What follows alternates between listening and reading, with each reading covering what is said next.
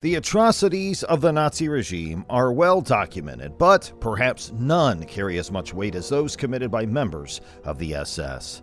Among them was Dorothea Binz, a woman who held the dubious distinction of being one of the youngest female guards in concentration camp history.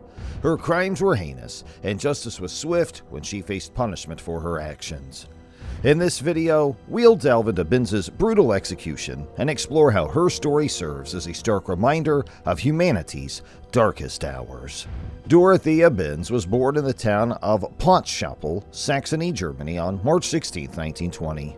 She was the second child of Adolf Binz and his wife Augusta. Adolf was a coal miner and Augusta was a homemaker. The family lived in a small house with no running water or electricity. Dorothea had an older sister named Erna and a younger brother named Hermann. Dorothea attended the local elementary school until she was 10 years old. She then went to work as a domestic servant for a wealthy family in Dresden. She worked long hours for little pay and was often mistreated by her employers. When she was 18 years old, she left Dresden and went to Berlin to find work. She found employment at a Nazi party office where she met Rudi Kiep, a young SS officer. The two began dating and soon married.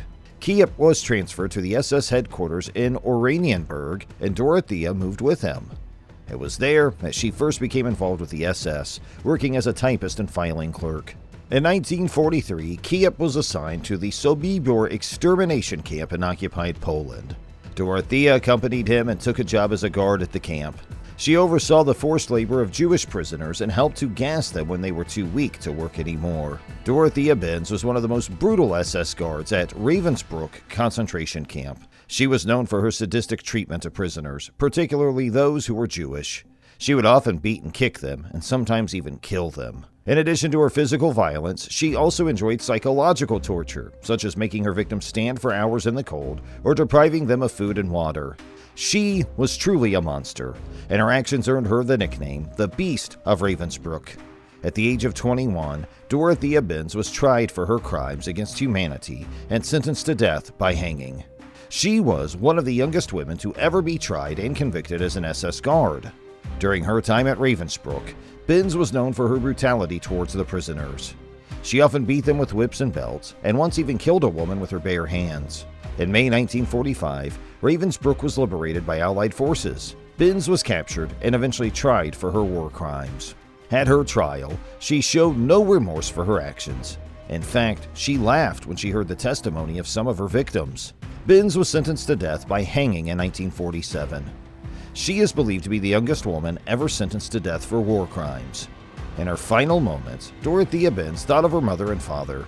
She was grateful to them for their love and support, and she wished them well in the afterlife.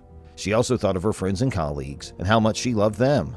Even though she knew she was about to die, she was at peace with herself and her decision to join the SS. The execution of Dorothea Binz was met with mixed reactions. Some people felt that she deserved to die for her crimes, while others felt that the punishment was too harsh. Regardless of how people felt about her, it is clear that her death has had a profound impact on those who knew her. The brutal execution of the youngest woman SS guard, Dorothea Binz, serves as a reminder that no one is above the law. Even those who thought themselves powerful and invincible were brought to justice for their atrocities during World War II.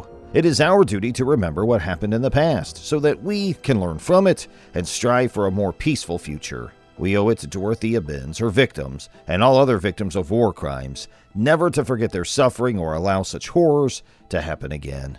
If you found this content informative and thought-provoking, please consider liking and subscribing to our channel for more chilling stories from history.